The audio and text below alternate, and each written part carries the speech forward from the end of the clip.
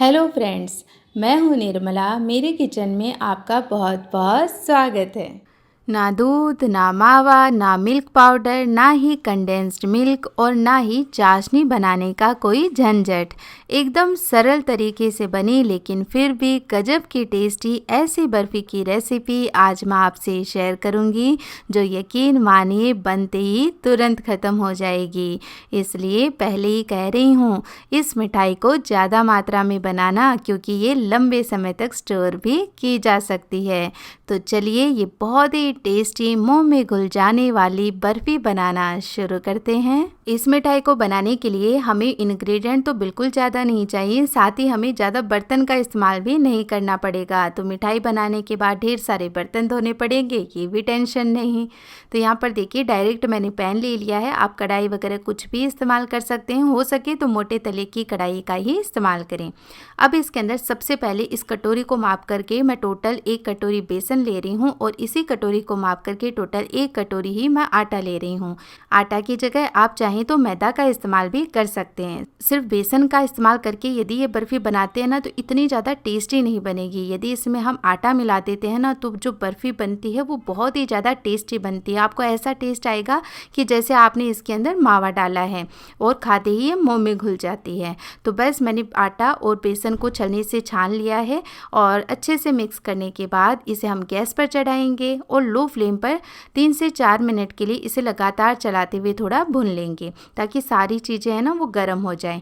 फिर जब हम घी का इसमें इस्तेमाल करते हैं तो घी भी इसमें कम जाता है। तो एकदम कम घी में बहुत ही टेस्टी और एकदम सस्ती मिठाई घर पर बन करके तैयार हो जाती है। तो बाजार में त्योहारों पर मिलावटी मिठाइयाँ मिलती हैं, उसके बजाय यदि आप घर पर ये सिंपल सी मिठाई बनाएंगे ना, तो बहुत ही ज़्यादा टेस्टी भी बनेगी और हमें ये भी टेंशन नहीं होगी कि कहीं हम मिलावटी मिठाई तो नहीं खा रहे हैं। साथ ही यदि पनीर या हम मावे की कोई मिठाई बनाते हैं और वो बाज़ार से लाते हैं, तो उसमें भी मिलावट का डर रहता है।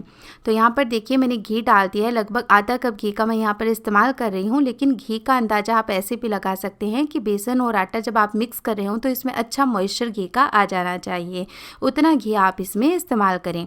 तो बढ़िया से मैंने मिक्स कर लिया है और शुरुआत में ये काफ़ी ज़्यादा मात्रा में घी को एब्जॉर्ब करता है, तो आपको काफ़ी ड्राई लगेगा। लेकिन आप इसे नॉन स्टॉप चलाते हुए ऐसे प्रेस करते हुए मिक्स करेंगे ना, तो धीरे धीरे बेसन और आटा जैसे जैसे पकेंगे ये वापस से घी रिलीज़ करने लगेंगे और धीरे धीरे ये एकदम लिक्विड फॉर्म में आने लगेंगे।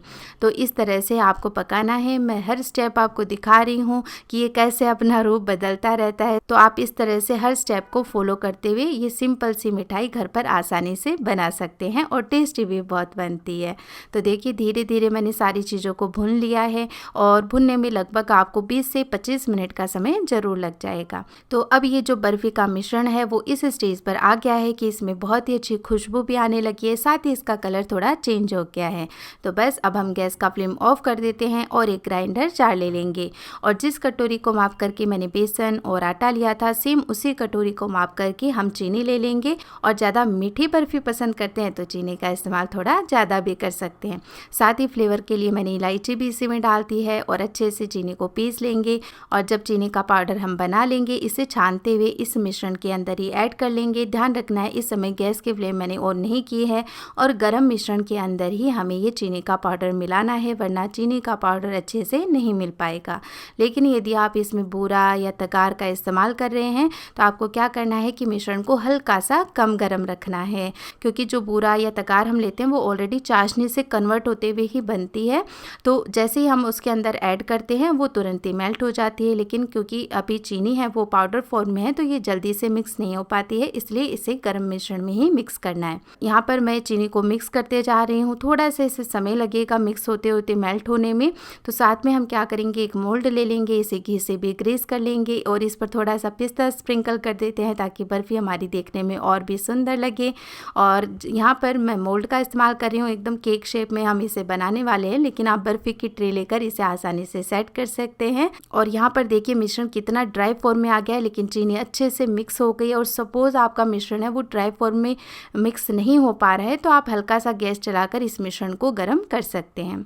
तो अब इस बर्फ़ी के मिश्रण को हम मोल्ड में ही ट्रांसफ़र कर लेंगे। शुरुआत में जब इसे आप ट्रांसफ़र करेंगे तो इतना आपको ड्राई सा लगेगा कि इससे बर्फ़ी थोड़ी ना सेट हो जाएगी, लेकिन देखिए जैसे आप इसे थोड़ा सा ऐसे टैप करेंगे ना तो ये एकदम लिक्विड फॉर्म में आ जाएगी, एकदम से अपना ये रूप चेंज कर लेती है और इसी से ये मिठाई बहुत ही ज़्यादा जल्दी से सेट भी हो जाती है। इसे सेट होने में समय नहीं लगता है, आपको बहुत ही जल्दी है ना, तो बस आप 10 मिनट के लिए इसे फ्रिज में रख दें, तुरंत सेट हो जाएगी। वरना इसे रूम टेम्परेचर पर ठंडा होने दें, ये आराम से बहुत अच्छे से सेट होकर के तैयार हो जाती है। तो देखिए मेरी बर्फ़ी सेट हो गई है और कितनी सुंदर ये दिखाई दे रही है। और इसे हम क्या करेंगे कि ये जो कॉर्नर है ना, चाकू से थोड़ा सा हटा लेंगे। यदि आप बटर पेपर लगा देते हैं ना तो ये बर्फ़ी ऐसे के ऐसे बहुत ही आसानी से निकल आती है। तो मैंने बटर पेपर नहीं लगाया था, इसलिए मैं चाकू से इस तरह स्क्रैप करके इसे मोल्ड से बाहर निकाल लूँगी और इसके पीसेस काट करके तैयार कर लूँगी। तो थोड़े डिफरेंट लगेंगे देखने में, तो बच्चों को बहुत पसंद आएंगे। मेरी बेटी अवनी इस मिठाई को स्कूल में लेके गई थी और अपने फ्रेंड्स से भी शेयर की थी और यकीन मानिए बच्चों को ये बहुत ही ज़्यादा पसंद आई। तो इस तरह से ये पीसेस काट करके हम तैयार करते हैं ना तो बच्चों को बड़े अच्छे लगते हैं। वरना जैसे कि मैंने बताया आप सिंपल छोटे पीसेस में इन्हें काट करके तैयार कर सकते हैं। और आप देख सकते हैं इस बर्फ़ी का टेक्स्चर कितना ज़्यादा बढ़िया है, कितने भी छोटे पीसेस में आप इन्हें तोड़ सकते हैं। बहुत ही सुंदर बढ़िया टेक्स्चर इसका निकल करके आता है और इस टेक्स्चर की वजह से ही जैसे ही इस बर्फ़ी को आप खाते हैं, खाते ही आपके मुंह में घुल जाती है। तो बस फटाफट से किचन में जाइए और ये बर्फ़ी बनाकर मुझे कमेंट करके ज़रूर बताइए। अगर आज की ये रेसिपी आपको पसंद आई हो तो प्लीज़ आप मेरी वीडियो को लाइक करें। साथ ही मेरी ऐसी और भी रेसिपीज़ देखते रहने के लिए चैनल को सब्सक्राइब करना भी ना भूलें। मैं फिर से मिलूँगी आपको एक ऐसी और नई रेसिपी के साथ। तब तक के लिए टेक केयर, बाय बाय।